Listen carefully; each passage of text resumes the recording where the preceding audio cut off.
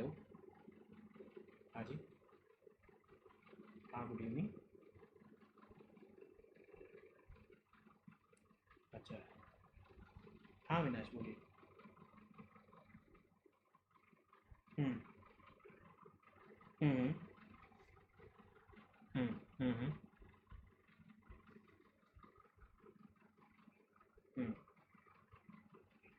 हम्म। अविनाश अविनाश, सुनो सुनो, मैं ना जस्ट क्लास से फ्री होकर तुम्हें कॉल बैक करता हूँ, ठीक है? मुझे बस 1 घंटे में कॉल बैक करता हूँ, ठीक है?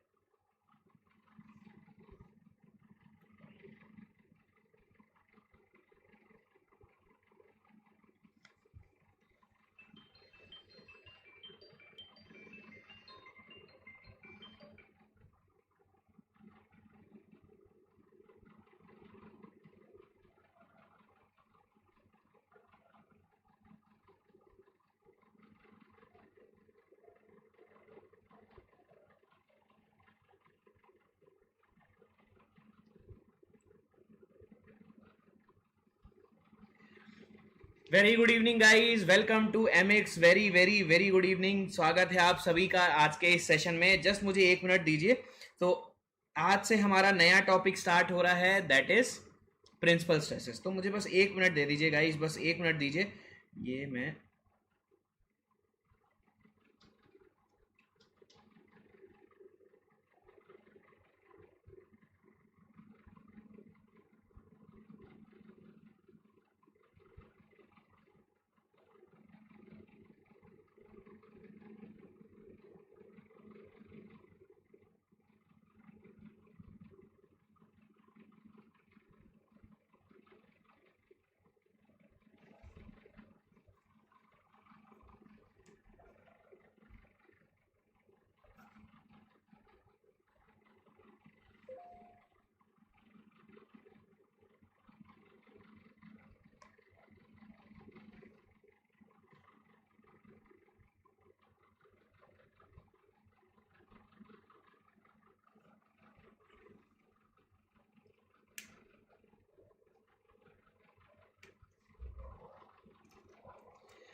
Good evening guys, good evening, welcome to M X. आज हमारा नया सेशन स्टार्ट होने वाला है और लोकेशन चेंज हो गई है यार, ठीक है? सो अभी भी यार,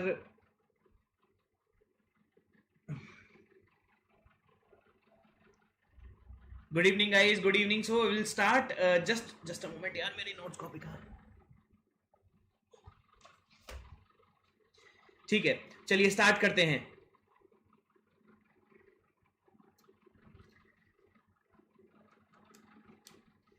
आज नए चैप्टर में नए लोग जुड़े हुए हैं, बढ़िया। पर्दे चेंज यार, पर्दे एक्चुअली क्या है ना, जो सेटिंग्स मैंने लगाई हुई थी, एक मतलब एक शॉर्टकट होता है। उस शॉर्टकट से क्या होता है कि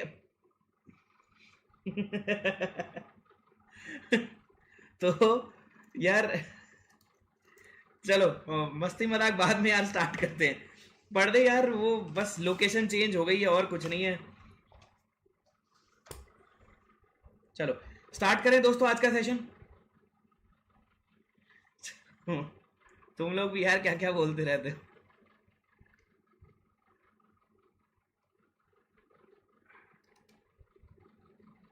good evening, good evening, good evening यार, गुड इवनिंग। सो आज हमारा नया चैप्टर स्टार्ट हो रहा है, ठीक है? नए चैप्टर, नई शुरुआत। बहुत बढ़िया तरीके से हम लोग पढ़ेंगे, बहुत बढ़िया तरीके से, ठीक है?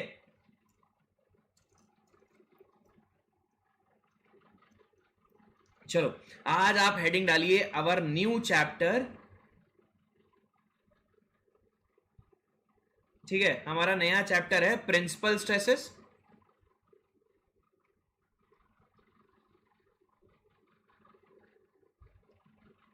Principal stresses, principal plane.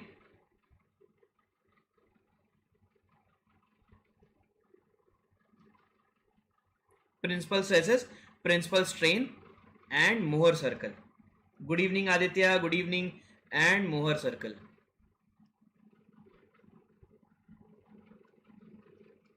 And Mohr circle, ठीक है? ये चैप्टर के भी हम बढ़िया कॉन्सेप्ट देखेंगे यार। और कॉन्सेप्ट देखने के बाद फिर आपको तो पता ही है मैं कितने बढ़िया क्वेश्चन आप लोग को दूंगा। जैसे इलास्टिक कांस्टेंट के मैंने आपको क्वेश्चन दिए थे, ठीक वैसे ही मैं आपको बहुत बढ़िया बढ़िया कॉन्सेप्ट इस चैप्टर के कॉन्सेप्ट में आपको दूंगा, ठीक है, बहुत बढ़िया बढ़िया क्वेश्चन आपको दूंगा। You will love to solve the question, ठीक है। इसीलिए जो पहले चैप्टर में आपसे गलतियां हुई है ना यार, वो मत करना, और अच्छे से पढ़ना इसे, और अच्छे से पढ़ के और फिर आप टेस्ट दीजिएगा, तो बहुत अच्छे मार्क्स आएंगे आपके। क्लियर है दोस्तों? चलो, principal stresses, principal strain and Mohr circle. So आपको पता है ये टॉपिक जो है आपका, ये topic it is one of the important and बहुत इंपॉर्टेंट टॉपिक है as per as your civil engineering is concern, ठीक है। मतलब सिविल इंजीनियरिंग जहां तक आती है ये चैप्टर बहुत बहुत बहुत इंपॉर्टेंट है। क्लियर है ये वाली बात? ठीक है। सो आपको इसमें पहली चीज क्या लिखना है, पहला टॉपिक हम यहां पर देखते हैं, ठीक है, एक्सप्रेशन फॉर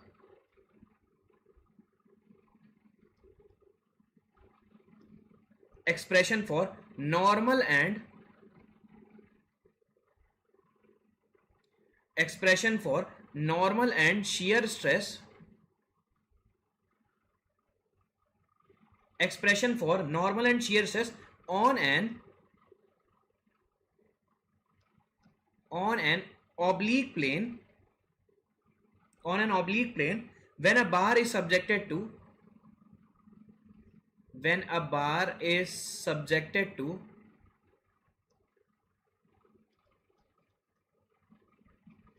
uniaxial loading,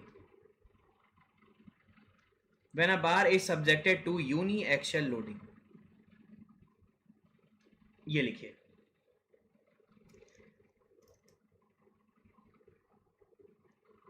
बहुत ध्यान से पढ़िए इन दो लाइनों को। हम क्या करेंगे यहां पर, हम एक एक्सप्रेशन निकालेंगे किसका, नॉर्मल स्ट्रेस का, शियर स्ट्रेस का, किसी एक ऑब्लिक प्लेन पे जब एक बार में यूनिएक्सियल लोडिंग लग रही। तो देखो यहां पर एक बार बना देते हैं, देखो बहुत ध्यान से देखो। आज पहला लेक्चर है, बहुत आराम आराम से चीजें मैं पढ़ाऊंगा आप लोग को, बिना किसी जल्दबाजी के। एक एक कॉन्सेप्ट 1 करोड़ रुपए का है यार, ठीक है।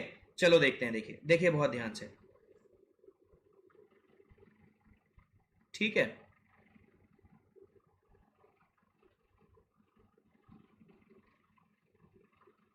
चलो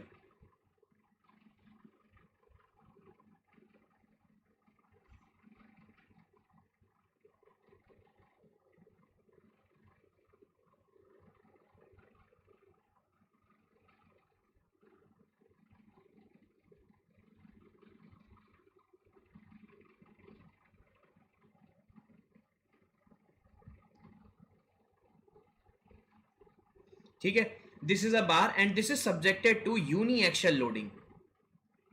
ये देखो ये पी, यूनिएक्सियल लोडिंग, ठीक है। अब देखो बहुत ध्यान से देखिए, अगर मैं इस वाले एरिया को लेता हूं, बहुत ध्यान से देखिएगा, अगर मैं इस वाले एरिया को लेता हूं,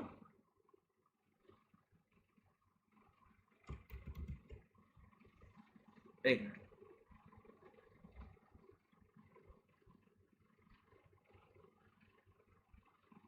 ये एरिया को देखिए, ठीक है, इस एरिया को देखिए, इस एरिया को देखना है।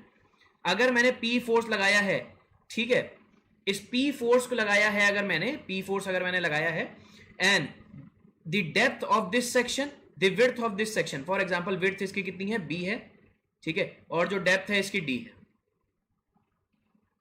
क्लियर हो गई वाली बात? अब आप मुझे ये बताइए, for example the area of this section is, इस क्रॉस सेक्शन का एरिया कितना है, बी इंटू डी है, ठीक है। इस क्रॉस सेक्शन एरिया पे there will be stress in X direction. पहले आप मुझे ये बताइए, यस और नो, अगर ये एक्स डायरेक्शन है और ये वाई डायरेक्शन है और ये जेड डायरेक्शन है, पहले आप मुझे ये बताइए, इस क्रॉस सेक्शन एरिया पे there will be stress in the X direction, yes और नो, जल्दी बताओ मुझे, जल्दी बताइए मुझे, there will be stress in X direction, जल्दी बताओ मुझे, यस और नो। बिल्कुल होगा, बिल्कुल होगा। क्या स्ट्रेस वाई डायरेक्शन में भी होगा? इस एलिमेंट में क्या वाई डायरेक्शन में भी स्ट्रेस होगा? जल्दी बताओ मुझे, क्या इस एलिमेंट पे वाई डायरेक्शन में स्ट्रेस होगा?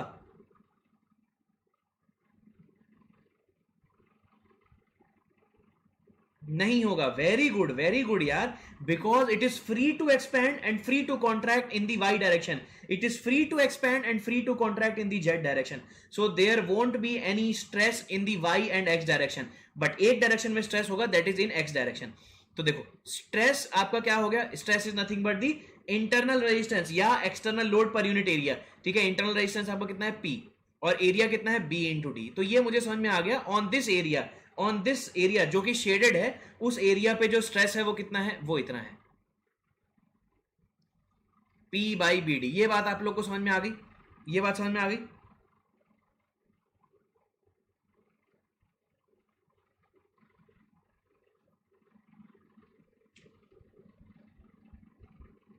चलो बहुत ध्यान से देखते हैं, एक और चीज ध्यान से देखते हैं।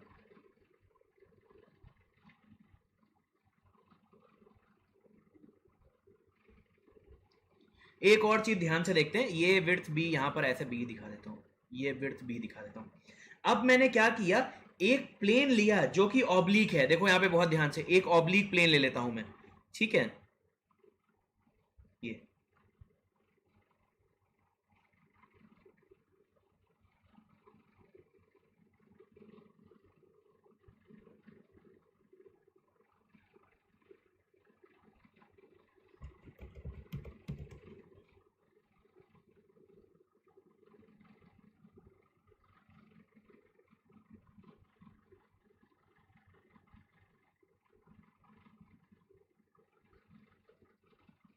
ये एक ऑब्लिक प्लेन ले लिया मैंने, ठीक है। ऑब्लिक प्लेन मैंने ले लिया, ये देखो कैसा रिप्रेजेंट कर रहा होगा, and this oblique plane is theta to the vertical. Theta देखो ढंग से बन नहीं पाया मुझसे, मैं बनाता हूँ, रुको ढंग से बनाता हूँ, ठीक है, ढंग से बनाता हूँ, देखिए बहुत ध्यान से।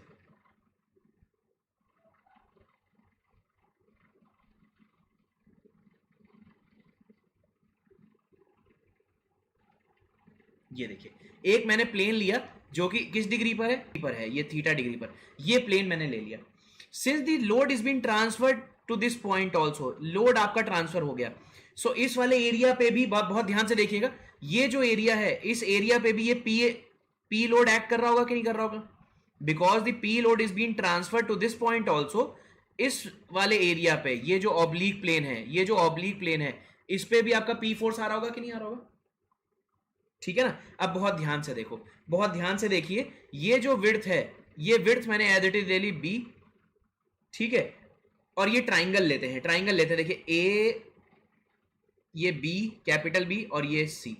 बहुत ध्यान से देखिए, 2 मिनट सुनिएगा, सारी पिक्चर क्लियर हो जाएंगी। देखो बहुत ध्यान से, मैंने क्या किया, ये ट्राइंगल लिया,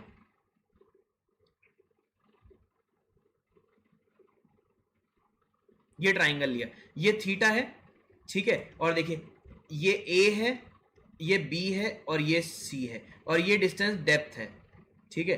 तो कॉस थीटा अगर मैं लिखता हूं, cos theta is equal to, ठीक है, base upon hypotenuse A B upon B C. तो यहां से मैं बी सी निकाल सकता हूं, हाइपोटेन्यूज जो है A B upon cos theta. तो ए बी की वैल्यू कितनी है, डी है, तो इसको मैं लिख सकता हूं बी सी जो आपका है, ये डी बाई कॉस थीटा है। देखो ये सिंपल ट्राइंगल, अब ये आपको सिंपल सी ज्योमेट्री आप लोग को समझ में आई है, B C is equal to D by cos theta, ये समझ में आ गया। चलो बहुत ध्यान से देखते हैं, एक और चीज ध्यान से देखते हैं, देखिए बहुत ध्यान से, जो मैंने ऑब्लिक प्लेन काटा है, देखो वो कुछ ऐसा दिख रहा होगा,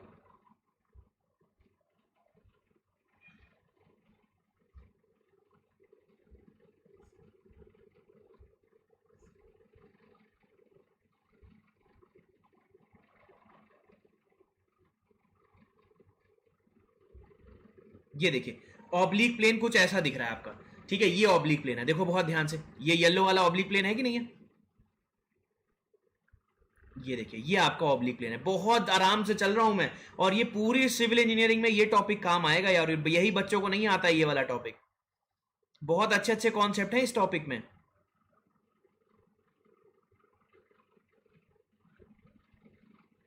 ये देखिए ये ऑब्लिक प्लेन आपने ये दिखा दिया, ठीक है। अब देखो बहुत ध्यान से, इसमें पी फोर्स कैसे लग रहा है, पी फोर्स ऐसे लग रहा है, P force, this P force is not normal to this oblique plane, और ये एंगल कितना है, ये थीटा है, ये थीटा है, ठीक है, ये डी है, और ये आपका कितना है, ये बी है,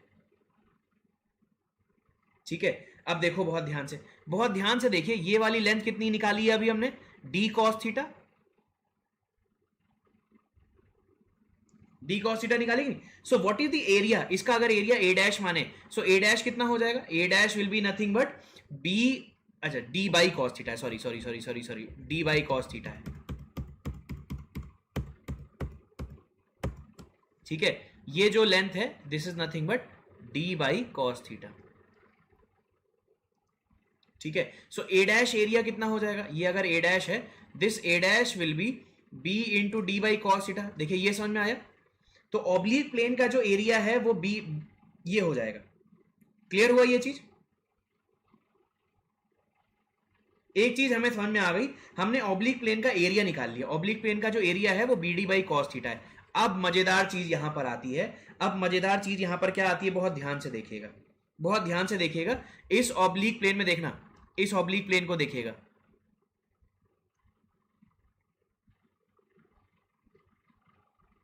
ठीक है, ये येलो बना देता हूं ये, ताकि आपको याद रहे कि ये मैंने ये ऑब्लिक प्लेन बनाया है येलो कलर से, हाईलाइट भी कर दिया, देखिए देखो बहुत ध्यान से देखना, ये आपने हाईलाइट कर दिया यहां पर,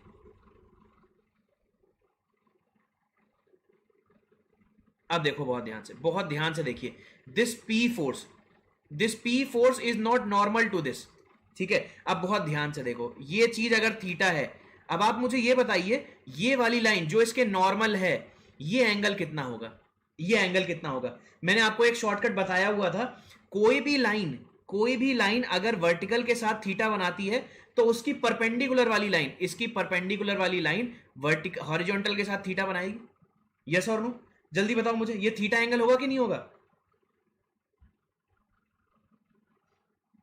भाई देखो, ये नॉर्मल है, ये इसके नॉर्मल है, मतलब ये रेड वाली जो लाइन है, this is the normal to this oblique plane, this is normal to the oblique plane, बात समझ में आई आप लोग को। कोई भी लाइन अगर किसी भी लाइन के साथ, देखो बहुत ध्यान से, कोई लाइन, ये वाली लाइन देखना, ये वाली लाइन देखिए, ये वाली लाइन वर्टिकल के साथ थीटा बना रही है, तो इसकी परपेंडिकुलर वाली लाइन, इसकी परपेंडिकुलर लाइन कौन सी है, ये वाली लाइन, इसकी परपेंडिकुलर वाली लाइन हॉरिजॉन्टल के साथ थीटा बनाएगी, और ये पी लाइन हॉरिजॉन्टल है कि नहीं है। So this angle is for sure this is P. अब मैं क्या कर सकता हूं यहां पर, इसको रिजॉल्व कर सकता हूं, पी का ये वाला कंपोनेंट कितना होगा, पी कॉस थीटा होगा, एंड पी का ये वाला कंपोनेंट कितना होगा, पी साइन थीटा होगा। This P cos theta is normal to this area A dash, this P cos theta is normal to this A dash, yes और no, जल्दी बताओ मुझे, this P dash, this P cos theta is normal to this A dash, ये बात समझ में आई है आप लोग को। ये जो P डैश, ये जो P cos थीटा है, this component is normal to this A dash, yes और नो, जल्दी बताओ मुझे।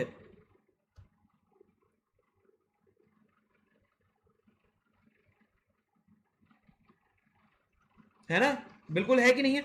सो इसका मतलब क्या हो गया, to this oblique plane, to this oblique plane this P cos theta will create a normal stress to this oblique plane, इस ऑब्लिक प्लेन में, ठीक है, इस ऑब्लिक प्लेन में, इस ऑब्लिक प्लेन में ये P cos थीटा, ठीक है, ये B है, और ये आपका क्या है, D बाई कॉस थीटा है,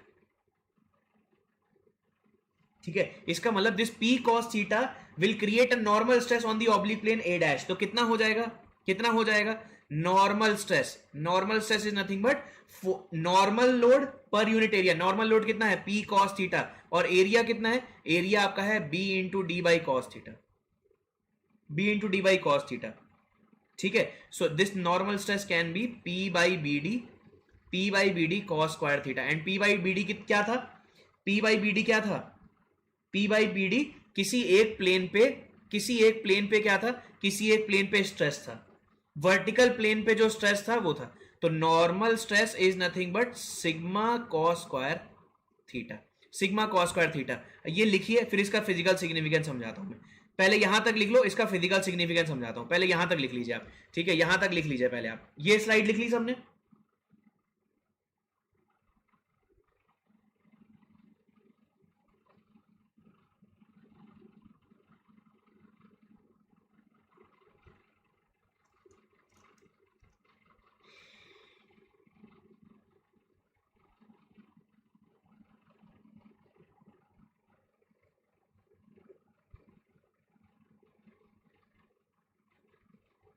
डन। ये वाली स्लाइड लिख लीजिए फटाफट, ये वाली स्लाइड लिखिए।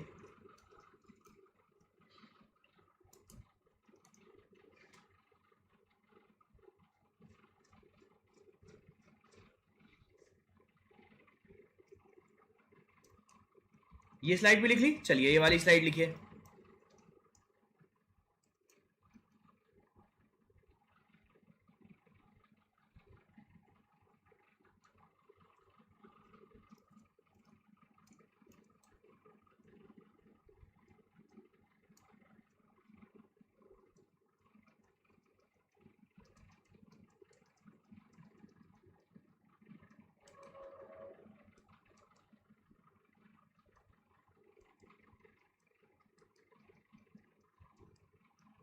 लिख लिया ये वाली चीज।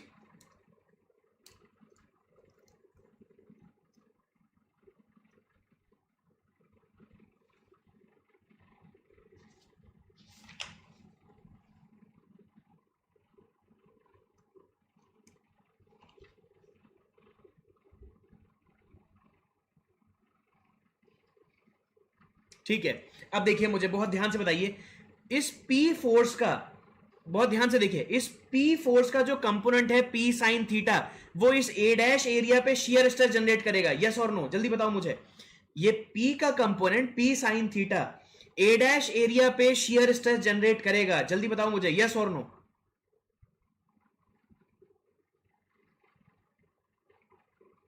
ये P का कंपोनेंट P साइन थीटा इस A डैश एरिया पे शियर स्ट्रेस डेवलप करेगा, यस और नो? जल्दी बताओ मुझे।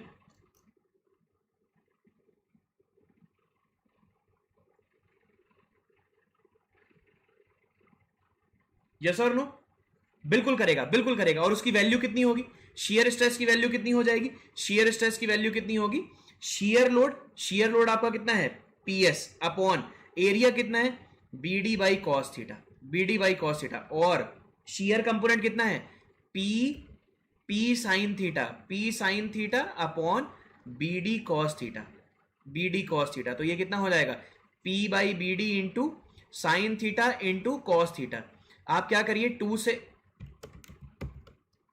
से मल्टीप्लाई 2 से डिवाइड कर दीजिए, 2 से मल्टीप्लाई 2 से डिवाइड कर, 2 साइन थीटा कॉस थीटा कितना होता है? साइन 2 थीटा होता है। तो shear stress is nothing but P by BD into sine 2 theta. और P बाई BD क्या है? किसी नॉर्मल स्ट्रेस, किसी वर्टिकल प्लेन पे स्ट्रेस जो है, किसी वर्टिकल प्लेन पे जो स्ट्रेस है वो है। तो tau is equal to sigma sine 2 theta, sigma by 2, sigma by 2, sigma by 2, sigma by 2 sine 2 theta.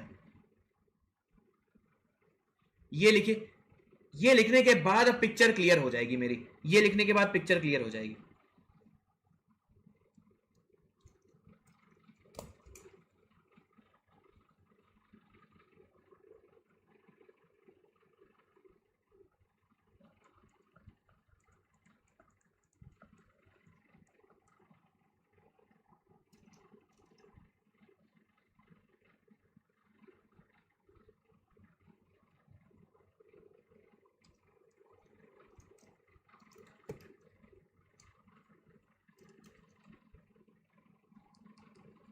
Done.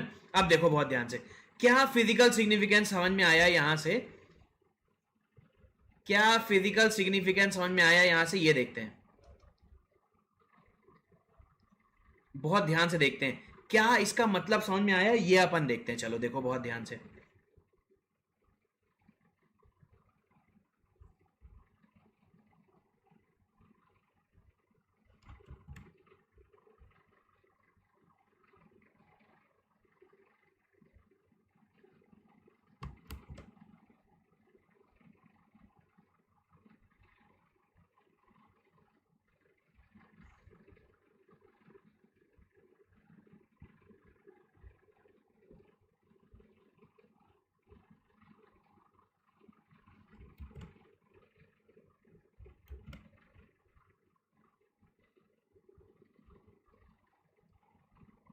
देखो यहां से क्या मतलब समझ में आया?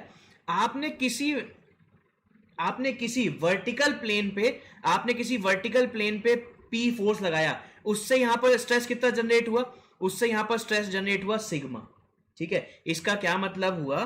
ठीक है, a plane which is vertical, vertical plane पे जो स्ट्रेस डेवलप हुआ सिग्मा हुआ, बट इस पी फोर्स की वजह से, जो कि एक इस पी फोर्स की वजह से, इस पी फोर्स की वजह से क्या डेवलप हुआ, इस पी फोर्स की वजह से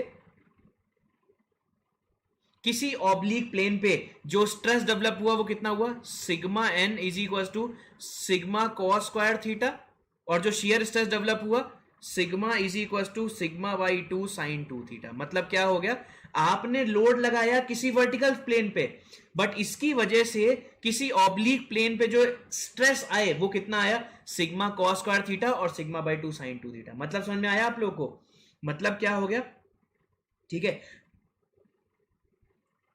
अब ये P फोर्स देखिए, P फोर्स इस वाले एरिया पे, ए एरिया पे, P फोर्स इस ए एरिया पे क्या कोई शियर डेवलप करेगा क्या, यस और नो, जल्दी बताओ मुझे, क्या ये P फोर्स वर्टिकल प्लेन पे कोई शियर डेवलप करेगा क्या, जल्दी बताओ मुझे, क्योंकि इस P का 90 डिग्री कंपोनेंट क्या होगा, जीरो होगा भाई। P का 90 डिग्री कंपोनेंट क्या होगा, जीरो होगा कि नहीं होगा, नहीं नहीं, मगर इस P फोर्स ने किसी ऑब्लिक प्लेन पे, मगर इस P फोर्स ने किसी ऑब्लिक प्लेन पे नॉर्मल स्ट्रेस भी डेवलप कर दिया है और शियर स्ट्रेस भी डेवलप कर दिया है।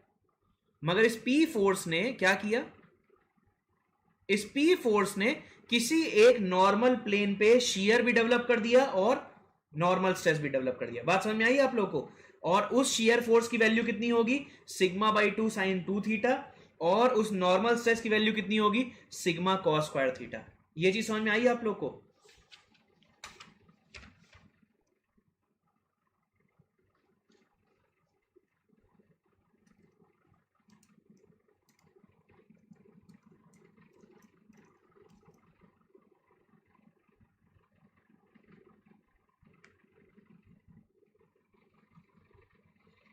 बात समझ में आ गई आप लोगों को। पी फोर्स ने किसी एक वर्टिकल प्लेन पर स्ट्रेस डेवलप किया सिग्मा, ठीक है, और इसी पी फोर्स ने किसी ऑब्लिक प्लेन पर शियर स्ट्रेस भी डेवलप किया और नॉर्मल स्ट्रेस भी डेवलप किया।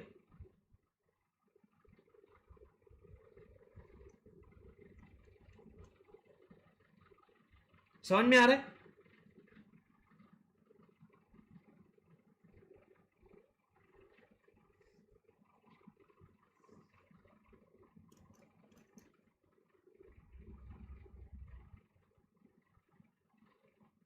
ठीक है।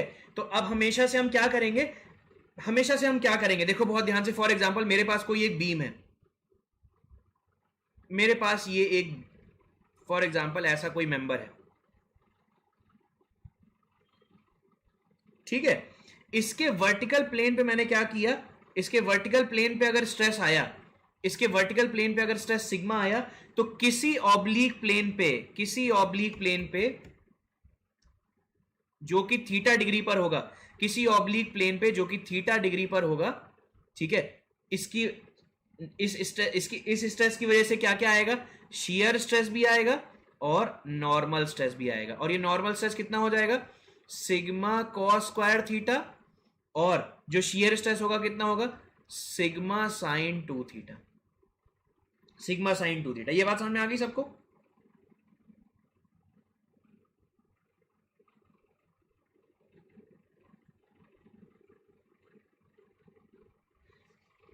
या ऐसा आप बोल सकते हैं, किसी इंक्लाइंड प्लेन पर नॉर्मल और शियर स्ट्रेस इतना है। अब ये इंक्लाइंड प्लेन को let theta is equal to zero कर देते हैं, let theta is equal to zero. Theta is equal to zero का मतलब क्या हो गया, वर्टिकल प्लेन हो गया कि नहीं हो गया, theta is equal to zero का मतलब वर्टिकल प्लेन हो गया कि नहीं हो गया। तो नॉर्मल स्ट्रेस कितना होगा वर्टिकल प्लेन पे, नॉर्मल स्ट्रेस कितना होगा वर्टिकल प्लेन पे, sigma cos square zero degree. Cos zero की वैल्यू 1 होती है, मतलब किसी वर्टिकल प्लेन पे जो नॉर्मल स्ट्रेस होगा वो सिग्मा ही होगा, किसी नॉर्मल प्लेन पे, ठीक है, वर्टिकल प्लेन पे जो नॉर्मल स्ट्रेस होगा वो सिग्मा ही होगा। ये बात समझ में आ गई आप लोग को। अब देखो बहुत ध्यान से, किसी नॉर्मल प्लेन पे, किसी नॉर्मल ये वर्टिकल प्लेन पे जो शियर स्ट्रेस होगा इस सिग्मा की वजह से वो कितना होगा, tau is equal to sigma sine two theta. अब थीटा की वैल्यू अगर जीरो है तो tau is equal to sine zero degree, sine zero is zero, तो शियर स्ट्रेस कितना हो जाएगा, जीरो हो जाएगा। मतलब इस स्ट्रेस की वजह से, मतलब वर्टिकल प्लेन पे स्ट्रेस की वजह से, ठीक है, किसी ऑब्लिक प्लेन पे ये स्ट्रेसेस आ रहे हैं, शियर स्ट्रेस और नॉर्मल स्ट्रेस। या आप ये बोल सकते हैं, या आप ये बोल सकते हैं, बहुत ध्यान से सुनिएगा, इस प्लेन पर इस प्लेन पर, ठीक है, वर्टिकल प्लेन पर नॉर्मल स्ट्रेस की वजह से जो शियर स्ट्रेस आएगा वो जीरो आएगा। इस प्लेन पर नॉर्मल स्ट्रेस की वजह से जो शियर स्ट्रेस आएगा वो जीरो आएगा। ये देखो ये आ गया।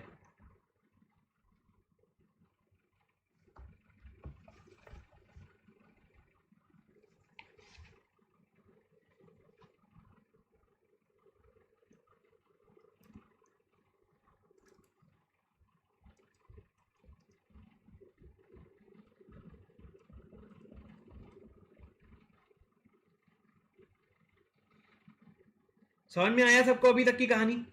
बहुत धीरे धीरे चल रहा हूं मैं, अभी तक की कहानी समझ में आई आप लोग को?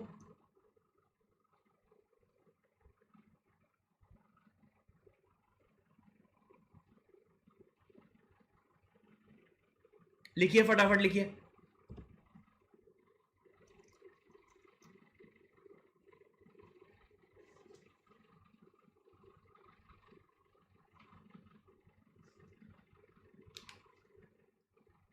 अच्छा y2, हाँ ठीक है। आई एम सो सॉरी यार, by two missing, I am so sorry यार। ठीक है, sigma by two, sigma by two, I am so sorry यार, sigma by two, I am so sorry यार, ये मेरे से धोखे से हो गया था। सिग्मा बाई टू कर लीजिए आप।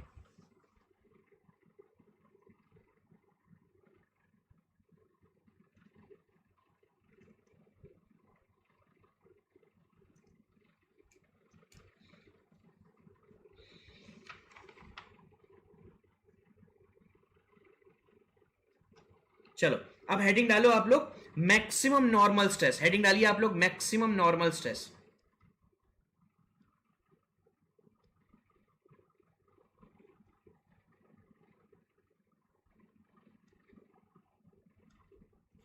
मैक्सिमम नॉर्मल स्ट्रेस हेडिंग डालिए।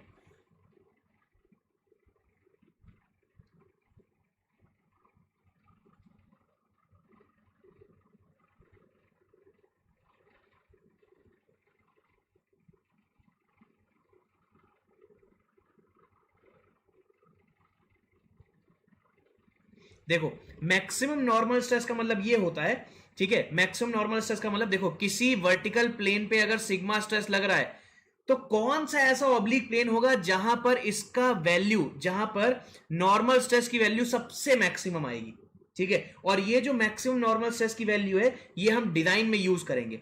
मतलब किसी वर्टिकल प्लेन पे मैंने स्ट्रेस लगाया सिग्मा, ठीक है, तो कौन सा ऐसा प्लेन होगा जिसपे नॉर्मल स्ट्रेस मैक्सिमम आएगा। तो मैक्सिमम नॉर्मल स्ट्रेस मुझे निकालना है, मैक्सिमम नॉर्मल स्ट्रेस, ठीक है।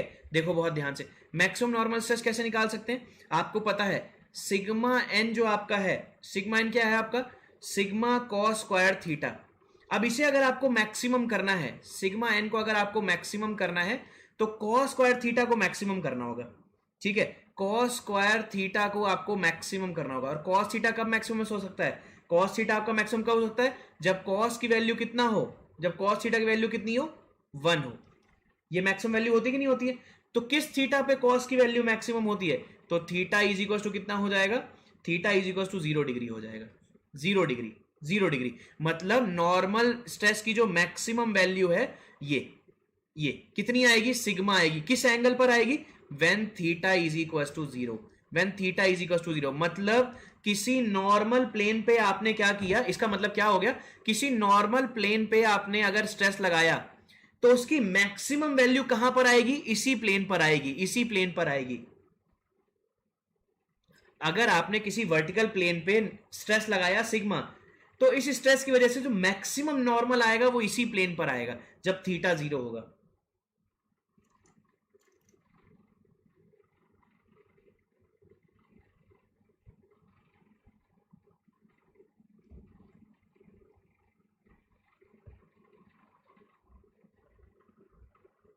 और एक चीज चेक करते हैं इस प्लेन पर, ठीक है, ऑन, अब देखो कौन सा प्लेन हो गया मैक्सिमम नॉर्मल का? थीटा इज इक्वल टू 0 आपका क्या हो गया? Plane of maximum normal. एक चीज चेक करते हैं हम, क्या चीज चेक करते हैं? एक चीज चेक करिए, on plane of maximum normal, on plane of maximum normal हमें क्या चेक करना है? शियर की वैल्यू चेक करनी है।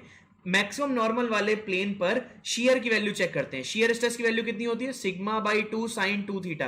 अब थीटा की वैल्यू अगर 0 है, थीटा की वैल्यू 0 है तो ये पूरी चीज 0 हो जाएगी कि नहीं हो जाएगी? ठीक है, सिग्मा की वैल्यू अगर 0 है साइन 2 थीटा की वैल्यू अगर जीरो है तो ये पूरी चीज जीरो हो जाएगी कि नहीं हो जाएगी? इसका मतलब क्या हो गया, एक चीज ध्यान रखिएगा, वो प्लेन जिसमें नॉर्मल स्ट्रेस की मैक्सिमम वैल्यू है उस पे शियर की वैल्यू जीरो है। वो प्लेन जिसपे नॉर्मल स्ट्रेस की मैक्सिमम वैल्यू है उस प्लेन पर शियर की वैल्यू क्या है, जीरो है। And that plane is known as plane of maximum normal या फिर प्रिंसिपल प्लेन।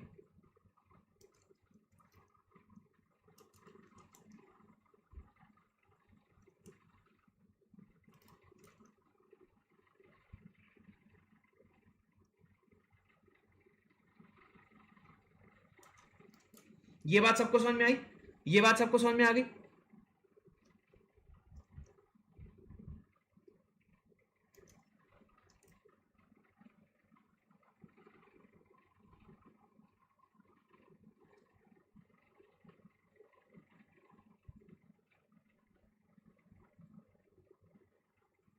चलिए ये लिख लीजिए, फटाफट फटाफट लिखिए।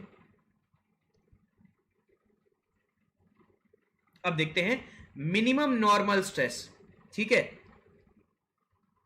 मिनिमम नॉर्मल स्ट्रेस, हमें वो प्लेन निकालना है जहां पर आपके नॉर्मल स्ट्रेस की वैल्यू सबसे कम होगी। हमें वो प्लेन निकालना है जहां पर नॉर्मल स्ट्रेस की वैल्यू सबसे कम होगी। देखो सिग्मा एन क्या होता है, सिग्मा एन नॉर्मल स्ट्रेस आपका कितना है, normal stress is nothing but sigma cos square theta. अब सिग्मा नॉर्मल स्ट्रेस की वैल्यू सबसे कम कब होगी, जब आपकी कॉस थीटा की वैल्यू क्या हो, मिनिमम। कॉस थीटा की वैल्यू मिनिमम कितनी होती है, जीरो। कौन से एंगल पर कॉस थीटा की वैल्यू जीरो होती है, 90 डिग्री पर जीरो होती है, 90 डिग्री पर जीरो होती है, ठीक है, 90 डिग्री पर जीरो होती है। तो मिनिमम वैल्यू कितनी हो जाएगी, मिनिमम वैल्यू नॉर्मल स्ट्रेस की जीरो हो जाएगी। मिनिमम स्ट्रेस की नॉर्मल स्ट्रेस की मिनिमम वैल्यू कितनी हो जाएगी, जीरो हो जाएगी। प्लेन 90 डिग्री होगा बट वैल्यू उसकी जीरो है, तो कम से कम नॉर्मल स्ट्रेस की वैल्यू कितनी है, जीरो है। और किस प्लेन पर है, नॉर्मल से 90 डिग्री पर है, नॉर्मल से 90 डिग्री पर है। अब ये चेक करते हैं, अब ये चेक करते हैं इस प्लेन पर, जिस प्लेन पर मिनिमम नॉर्मल स्ट्रेस है उस प्लेन पर शियर की क्या वैल्यू है। तो हमें यह चेक करना है on plane of minimum normal stress, on plane of minimum normal stress shear की वैल्यू चेक करनी है। शियर स्ट्रेस, उस प्लेन पे शियर स्ट्रेस की वैल्यू कितनी होगी, तो देखो शियर स्ट्रेस की वैल्यू कितनी होती है, sigma by 2 sine 2 theta. Clear? अब देखिए थीटा की वैल्यू 90 डिग्री है, मतलब सिग्मा बाई 2 साइन 180 डिग्री, और साइन 180 डिग्री अगेन जीरो होता है, तो इसका मतलब ये अगेन जीरो हो गया। मतलब जिस प्लेन पे नॉर्मल स्ट्रेस की सबसे कम वैल्यू होगी उस प्लेन पे शियर की वैल्यू भी जीरो होगी।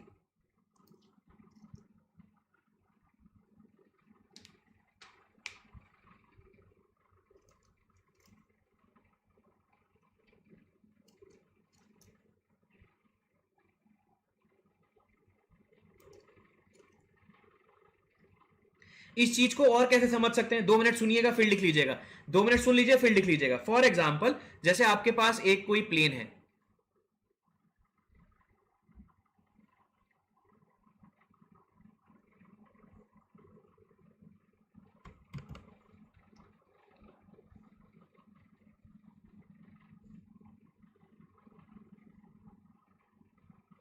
बहुत ध्यान से देखो, इनके बीच में 90 डिग्री है, इनके बीच में 90 डिग्री। अब देखो इस प्लेन पे आपने क्या किया, देखो आपने किसी एक वर्टिकल प्लेन पे सिग्मा लगाया, आपने किसी वर्टिकल प्लेन पे सिग्मा लगाया, उसी प्लेन पे नॉर्मल स्ट्रेस की सबसे ज्यादा वैल्यू आएगी, sigma N maximum, sigma N maximum. और इस प्लेन पे जो टाउ है इसकी वैल्यू कितनी होगी, जल्दी बताओ मुझे। आपने क्या किया, किसी वर्टिकल प्लेन पे लोड लगाया, उसी प्लेन पे उस लोड की वजह से मैक्सिमम नॉर्मल स्ट्रेस आएगा, उसी प्लेन पे सबसे ज्यादा नॉर्मल स्ट्रेस आएगा। और इस प्लेन पे शियर स्ट्रेस की वैल्यू कितनी है, जल्दी बताओ मुझे, इस प्लेन पे शियर स्ट्रेस की वैल्यू कितनी है, जीरो है। Yes yes,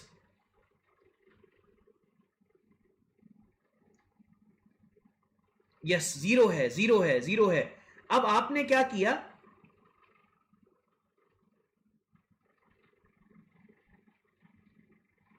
very good very good very good. अब सुनो बहुत ध्यान से, अब बहुत ध्यान से सुनिए। आपने क्या किया, किसी वर्टिकल प्लेन पे पी लोड लगाया, इस पी लोड की वजह से उसी प्लेन पे सबसे ज्यादा नॉर्मल स्ट्रेस की वैल्यू आई, उसी प्लेन पे नॉर्मल स्ट्रेस की सबसे ज्यादा वैल्यू आई, और उसके परपेंडिकुलर प्लेन पे नॉर्मल स्ट्रेस की सबसे कम वैल्यू आएगी। इसी प्लेन पे, ठीक है, इसी प्लेन पे नॉर्मल स्ट्रेस की सबसे कम वैल्यू आएगी, नॉर्मल स्ट्रेस की सबसे कम वैल्यू आएगी, दैट इज 0। आपने किसी वर्टिकल प्लेन पे पी फोर्स लगाया, उस पी फोर्स की वजह से उसी प्लेन पे सबसे ज्यादा नॉर्मल स्ट्रेस की वैल्यू आई, और उसके परपेंडिकुलर प्लेन पे नॉर्मल स्ट्रेस की सबसे कम वैल्यू आएगी, दैट इज 0। और इस प्लेन पे मुझे बताइए, इस प्लेन पे शियर की वैल्यू कितनी होगी, जल्दी बताओ मुझे, इस प्लेन पे शियर की वैल्यू कितनी होगी, जल्दी बताइए मुझे।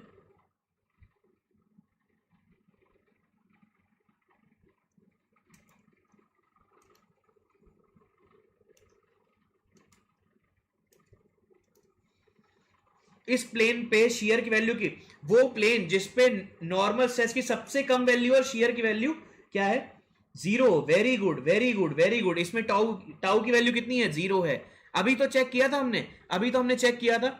वो प्लेन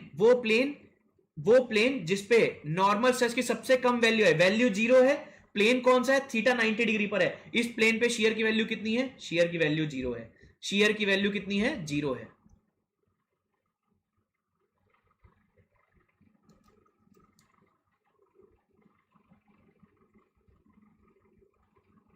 ठीक है, अब बहुत ध्यान से नोट के फॉर्म में आपको क्या लिखना है, आपको नोट के फॉर्म में क्या लिखना है, वो प्लेन जिसमें नॉर्मल स्ट्रेस की सबसे ज्यादा वैल्यू है, शेयर की वैल्यू 0 है, उसे हम बोलते हैं maximum normal stress plane, maximum normal stress plane, या फिर हम इसे बोलते हैं मैक्सिमम प्रिंसिपल प्लेन।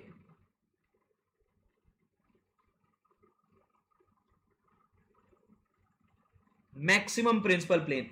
और वो प्लेन जिसमें नॉर्मल स्ट्रेस की वैल्यू सबसे कम है और शियर की वैल्यू 0 है, उस प्लेन को हम लोग क्या बोलते हैं, मिनिमम नॉर्मल स्ट्रेस प्लेन।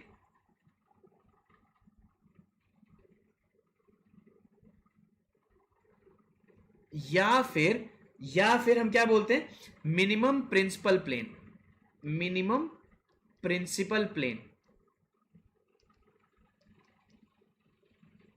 ये वाला है, और ये वाला है। ये बात समझ में आई है आप लोग को?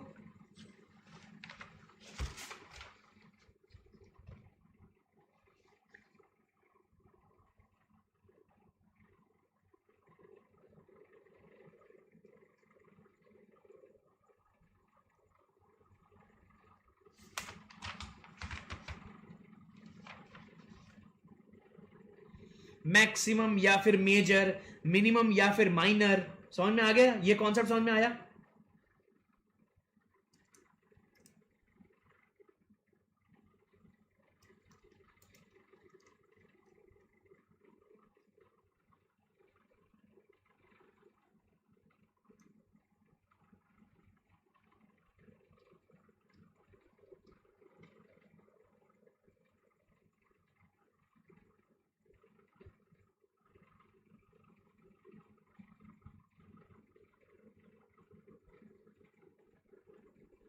फटाफट लिखिए, फटाफट लिखिए।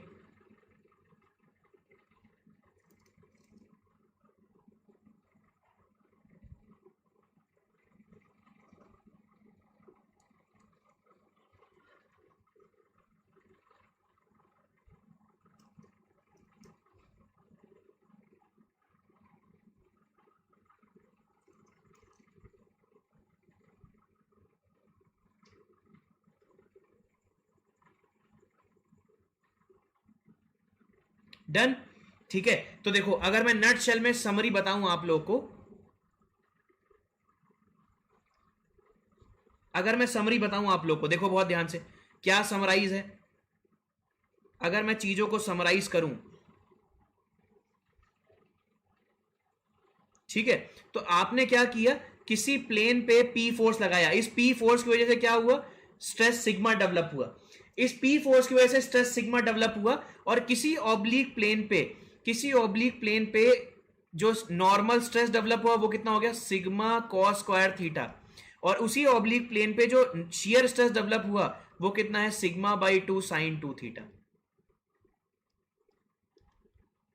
ठीक है, और उस पी लोड की वजह से जो सबसे ज्यादा नॉर्मल स्ट्रेस डेवलप होगा वो इसी प्लेन पर होगा, सबसे ज्यादा नॉर्मल स्ट्रेस इसी प्लेन पर डेवलप होगा, सबसे कम नॉर्मल स्ट्रेस इसके परपेंडिकुलर वाले प्लेन पर डेवलप होगा। इतना समझ में आ गया आप लोगों को?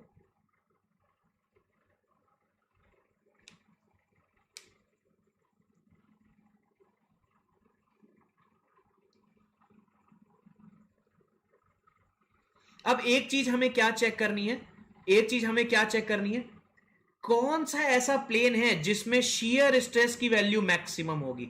अगर मैंने, बहुत ध्यान से देखिएगा, अगर मैंने किसी नॉर्मल सरफेस पे, किसी वर्टिकल सरफेस पे पी लोड लगाया और इस पी लोड की वजह से सिग्मा स्ट्रेस डेवलप हुआ है, तो कौन सा ऐसा प्लेन होगा जहां पर शियर की वैल्यू सबसे ज्यादा होगी? कौन सा ऐसा प्लेन है जहां पर शियर की वैल्यू सबसे ज्यादा होगी? देखो शियर स्ट्रेस की वैल्यू कितनी है, सिग्मा बाई 2 साइन 2 थीटा। अगर आपको टाउ की वैल्यू मैक्सिमम चाहिए तो इसका मतलब साइन 2 थीटा की वैल्यू आपको मैक्सिमम करनी पड़ेगी, और साइन 2 थीटा की वैल्यू मैक्सिमम कब होती है, जब आपकी साइन 2 थीटा की वैल्यू मैक्सिमम कब होगी, 1 आपकी होगी। तो 2 थीटा आपका कितना हो जाएगा, साइन की वैल्यू 1 कहां होती है, 90 डिग्री पर होती है। ठीक है, तो थीटा बराबर कितना हो जाएगा, थीटा बराबर 45 डिग्री। मतलब किसी वर्टिकल सरफेस पे मैंने पी फोर्स लगाया और उसकी वजह से जो स्ट्रेस डेवलप हुआ, सिग्मा डेवलप हुआ, और किसी 45 डिग्री प्लेन पर शियर की मैक्सिमम वैल्यू आएगी, शियर की मैक्सिमम वैल्यू आएगी। बात समझ में आ गई आप लोग को? पाई बाई 4, इसका मतलब क्या हो गया, तो किसी नॉर्मल सरफेस पे आपने लोड लगाया पी और उसकी वजह से 45 डिग्री वाले एंगल के प्लेन पर सबसे ज्यादा शियर स्ट्रेस डेवलप हो रहा होगा। So maximum shear stress develop at which angle? 45 degree plane angle.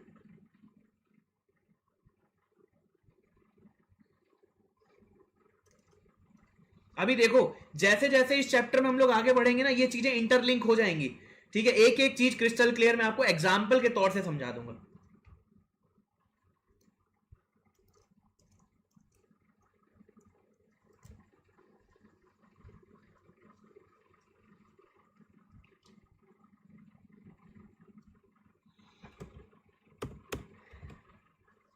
आगे बढ़े दोस्तों, जल्दी जल्दी लिख लीजिए।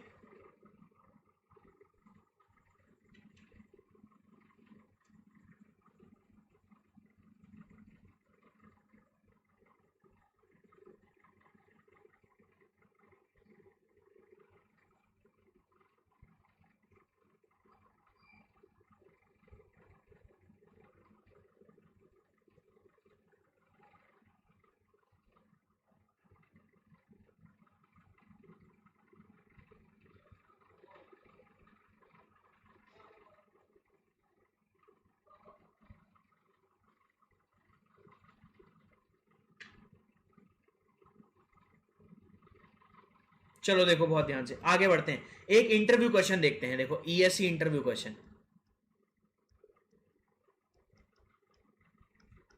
क्या ईएससी इंटरव्यू क्वेश्चन है, आपसे क्या बोलता है कि स्ट्रेस स्ट्रेन के बारे में बताइए, स्ट्रेस या फिर स्ट्रेन के बारे में बताइए, ये क्या है, ये वेक्टर क्वांटिटी है, स्केलर क्वांटिटी है, या फिर टेंसर क्वांटिटी है, टेंसर ऑफ सेकंड ऑर्डर। ये कैसे हम बताते हैं, देखिए टेंसर ऑफ सेकंड ऑर्डर, और मैं आपको सच बता रहा हूं, ये मैं डिराइव कर सकता हूं कि stress strain is the tensor of second order. अभी देखिए क्या स्मार्ट आंसर मैं आप लोग को बताऊंगा, दिल खुश हो जाएगा। हार्डली 1% लोग को आंसर इसका पता होता है, why stress strain is the tensor of second order.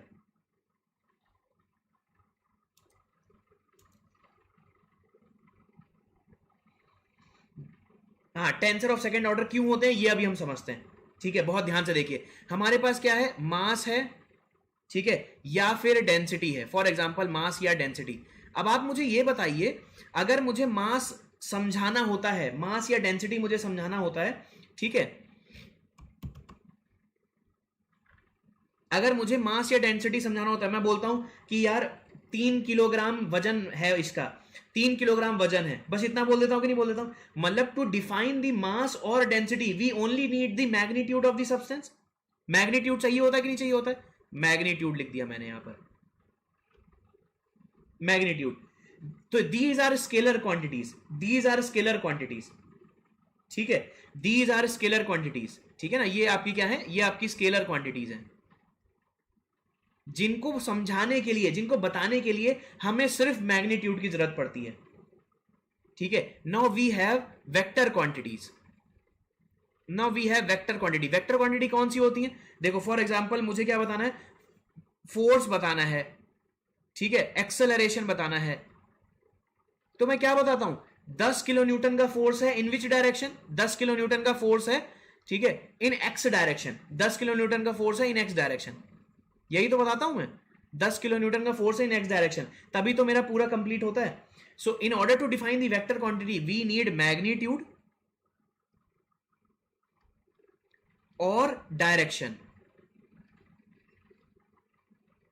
We need magnitude और डायरेक्शन। अब देखो बहुत ध्यान से, अब आ गई मजेदार चीज, मजेदार चीज क्या आ गई, जैसे मुझे स्ट्रेस, स्ट्रेन या फिर मोमेंट ऑफ इनर्शिया बताना है, स्ट्रेस, स्ट्रेन या मोमेंट ऑफ इनर्शिया। अब अगर मैं आपसे बोल रहा हूं कि मैंने 10 किलो न्यूटन का नॉर्मल स्ट्रेस लगाया है, बहुत ध्यान से सुनिएगा, मैंने 10 किलो न्यूटन का नॉर्मल स्ट्रेस, मैंने आपसे क्या बोला, 10 मेगा पास्कल का मैंने क्या लगाया, नॉर्मल स्ट्रेस लगाया है। तो देखो फॉर एग्जांपल, अब देखो 10 मेगा पास्कल का नॉर्मल स्ट्रेस ये भी है, 10 मेगा पास्कल का नॉर्मल स्ट्रेस ये भी है, यस और नो, ठीक है। मैंने क्या बोला, 10 न्यूटन पर एमएम स्क्वायर का स्ट्रेस, अब ये भी वही रिप्रेजेंट कर रहा है, ये भी वही रिप्रेजेंट कर रहा है,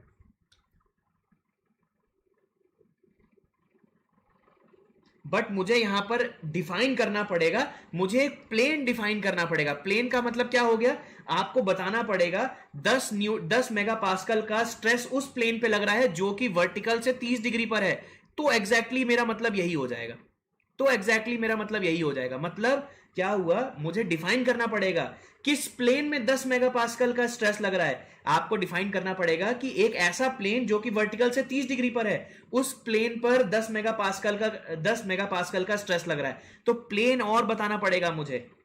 अब डायरेक्शन भी बताना पड़ेगा, कैसे डायरेक्शन बताना पड़ेगा, आपको यह बताना पड़ेगा ना कि टेंसाइल है, कि कंप्रेसिव है, कि शियर है, डायरेक्शन भी बताना पड़ेगा। मैग्नीट्यूड भी आपने बता दिया, देखिए मैग्नीट्यूड भी बता दिया, टेंसाइल है तो डायरेक्शन भी बता दिया, और प्लेन भी आपने बताया, प्लेन भी आपने बताया। To define the tensor quantity, to define the stress, strain, moment of inertia, you need, to define stress, strain, moment of inertia, you need magnitude, magnitude plus direction plus plane. To define the stress we need magnitude plus direction plus plane, ठीक है। अब बहुत ध्यान से pen नीचे रखिए, देखो pen नीचे रखो, अब देखो इसमें सिर्फ मैग्नीट्यूड है, इसमें मैग्नीट्यूड के साथ साथ एक और क्वांटिटी आ गई है, इसमें मैग्नीट्यूड के साथ दो क्वांटिटी आ गई है, इसमें मैग्नीट्यूड के साथ जीरो क्वांटिटी है, so it is tensor of zero order, tensor of zero order. Magnitude के साथ एक और क्वांटिटी आ गई, तो मैंने इसे बोल दिया tensor of first order, and stress, strain end moment of inertia is tensor of second order, second order. क्योंकि मैग्नीट्यूड के साथ साथ आपने दो चीजें और ऐड करी हैं, यहां पर मैग्नीट्यूड के साथ साथ आपने एक चीज ऐड करी है, यहां पर मैग्नीट्यूड के साथ साथ आपने कोई भी चीज ऐड नहीं करी है। तो tensor of zero order, tensor of first order and tensor of second order. समझ में आ गया क्यों stress strain tensor of second order है।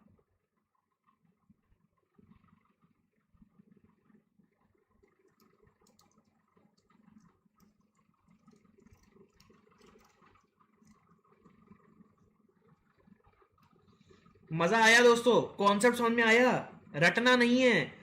Stress strain tensor of second order, stress strain tensor of second, रटे पड़े हैं। समझ में आया दोस्तों, ये कॉन्सेप्ट है इसके पीछे।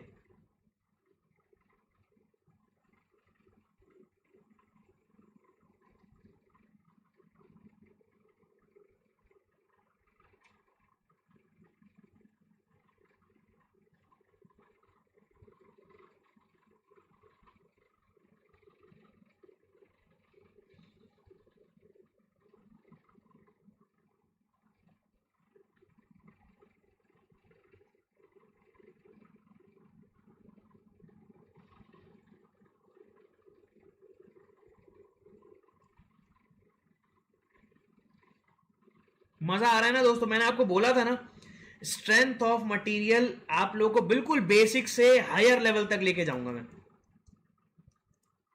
अब देखो, ये एग्जैक्ट डेफिनेशन है scalar quantity, vector quantity, tensor quantity.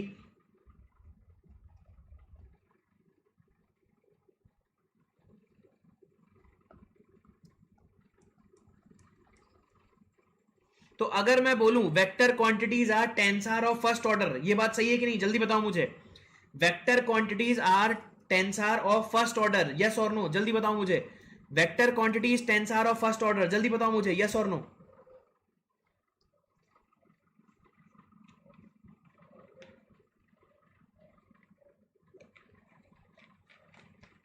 Yes, yes.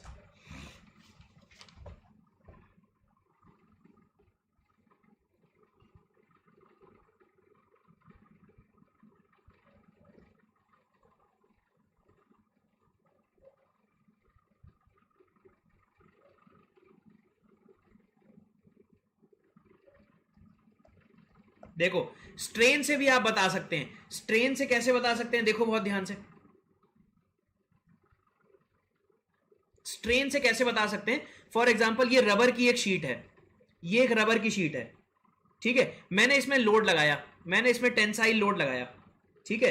Tensile load लगाया। अगर मैं स्ट्रेन डिफाइन कर रहा हूं, मैंने बोला स्ट्रेन है, टेंसाइल स्ट्रेन है, टेंसाइल स्ट्रेन है, ठीक है?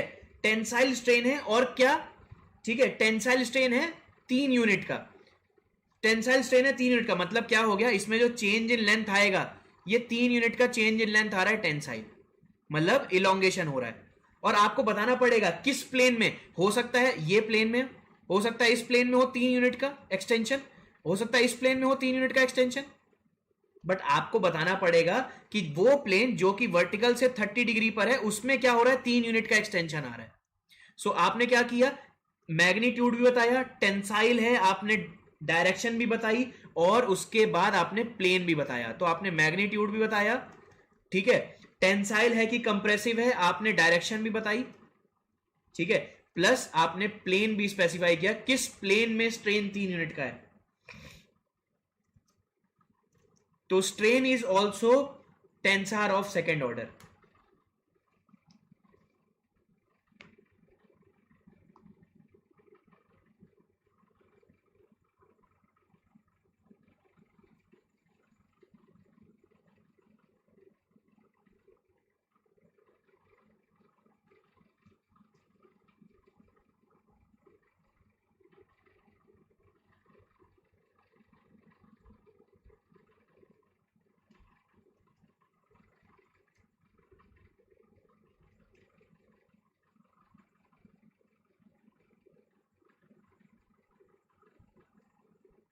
सबको समझ में आ रहा है दोस्तों? क्लास में मजा आ रहा है?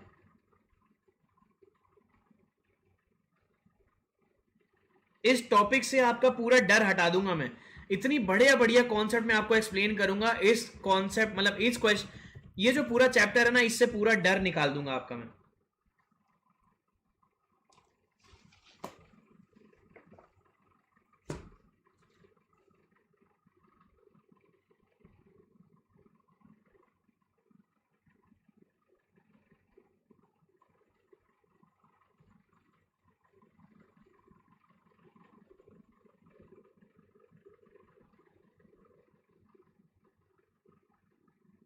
ठीक है, तो गाइज आज की क्लास मैं यहीं ओवर कर रहा हूं, ठीक है?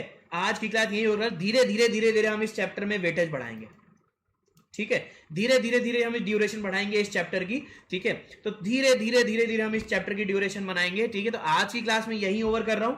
आप लोग रिवाइज करते रहे, इलास्टिक कांस्टेंट पूरा रिवाइज करें। अब हम प्रिंसिपल स्ट्रेसेस पे आ गए, तो धीरे धीरे हम अपने क्लासेस की ड्यूरेशन इस चैप्टर की और बढ़ा देंगे। क्लियर हो गई दोस्तों? तो रिवाइज करिए। चलो, मजा आया आज की क्लास में? कुछ नया सीखने को मिला? ये बताइए आप लोग मुझे।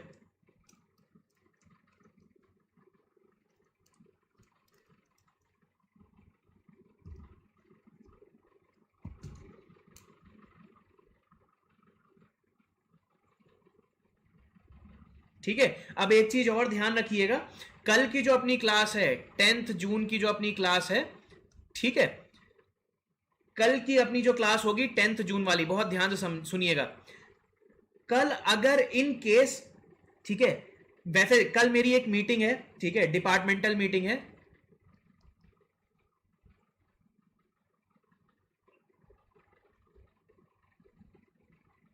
ठीक है, कल मेरी एक डिपार्टमेंटल मीटिंग है,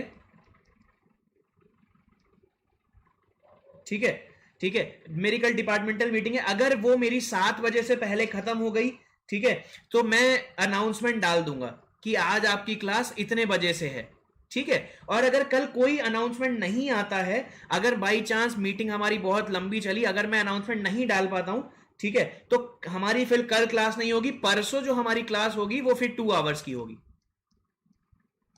समझ में आया क्या कहना चाह रहा हूं मैं?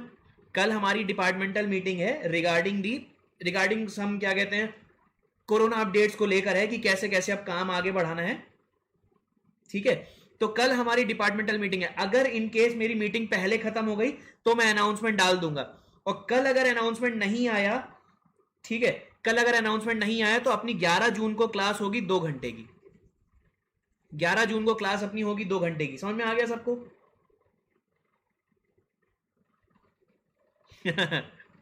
ठीक है,